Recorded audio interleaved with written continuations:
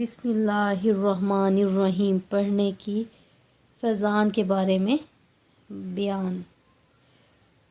بقیہ ویڈیو دیکھنے سے پہلے میرے چینل کو سبسکرائب بھی کیجیے، لائک بھی کیجیے اور شیئر بھی کیجیے۔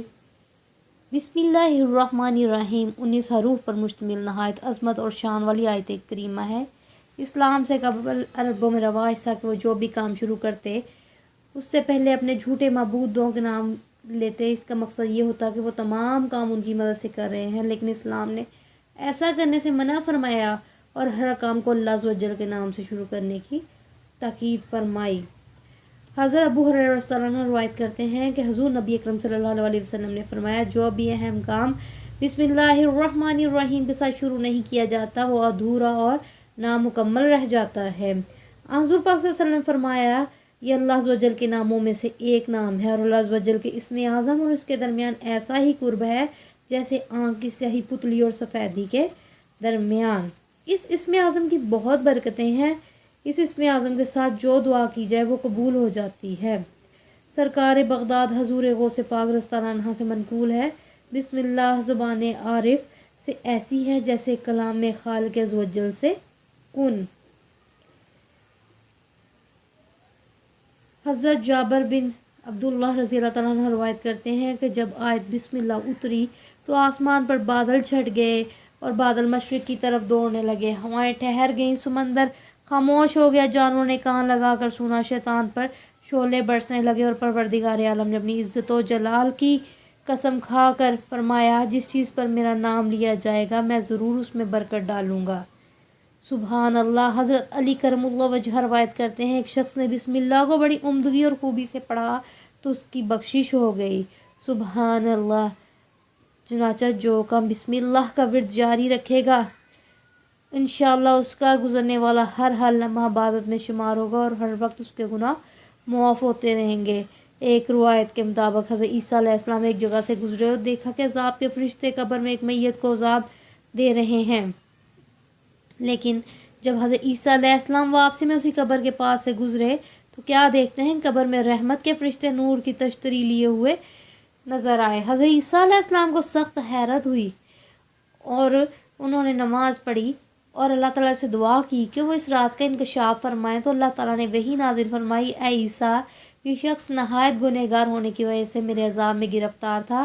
مرتے وقت یہ اپنی حاملہ بیوی چھوڑ کر آیا تھا جس سے اس کے مرنے کے بعد اس کا بیٹا پیدا ہوا اور اب وہ بڑا ہو گیا ہے، اور آج اس کی والدہ نے جب اسے مدرسے میں داخل کروایا تو اس نے وہاں بسم اللہ سیکھی ہے۔ اب مجھے اس بات پر حیا آتی ہے کہ میں اپنے اس بندے کو زمین کے پیڑ میں عذاب دوں جس کا بچہ زمین پر میرا نام لیتا ہو۔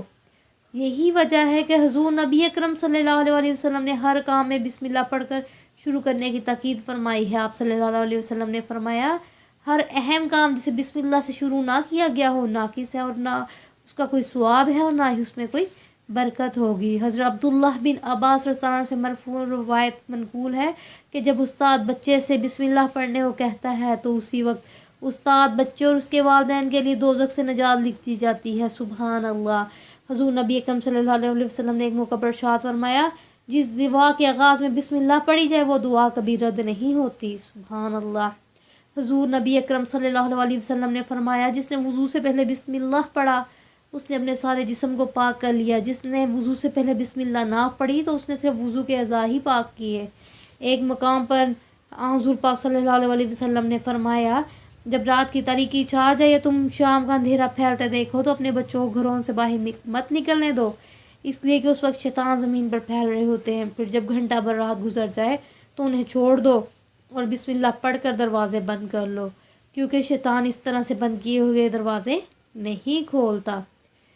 حضرت انس بن مالک رضی اللہ عنہ سے روایت ہے کہ حضور نبی اکرم صلی اللہ علیہ وسلم نے فرمایا، جو شخص اللہ تعالیٰ کی تعظیم کے لیے بسم اللہ خوب خوش خط تحریر کرے گا اللہ تعالیٰ اسے بخش دیں گے۔ سبحان اللہ۔ حضرت عمر بن خطاب رضی اللہ عنہ کی خدمت میں روم کے بادشاہ قیصر نے خط لکھا کہ مجھے مستقل سر درد رہتا ہے، آپ میرے لیے کوئی دعا بھیجیں۔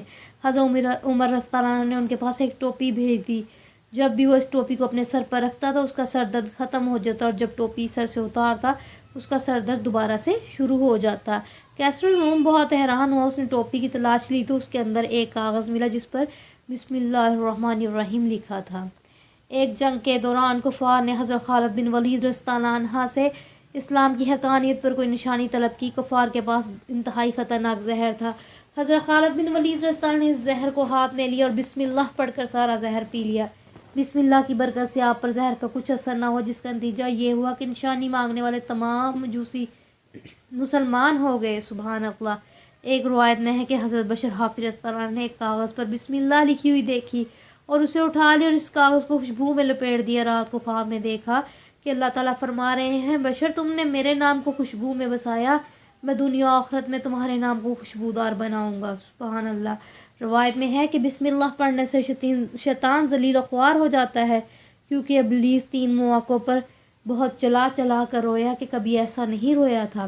پہلی دفعہ جب اللہ عز و جل نے اسے راندہ درگاہ کر کے اس پر لعنت مسلط کی، دوسری مرتبہ ولادت مصطفیٰ صلی اللہ علیہ وسلم کے موقع پر، اور تیسری دفعہ نزول سورہ فاتحہ کے وقت اس میں بسم اللہ الرحمن الرحیم تھی۔